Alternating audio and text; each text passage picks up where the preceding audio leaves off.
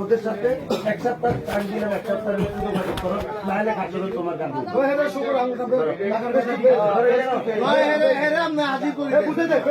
সর্বকথা শেষ। তুমি এক সপ্তাহের ভিতরে বাতিল দেওয়ার কাজে এটাই কথা করি, এতে এটা শুরু করে, নাহলে তোর কাজের উপরে আমরা, তোর উপরে আমরা অন্যায় তুমি এটা আমরা ভাগে আমরা তোর উপরে একটা দায়ী।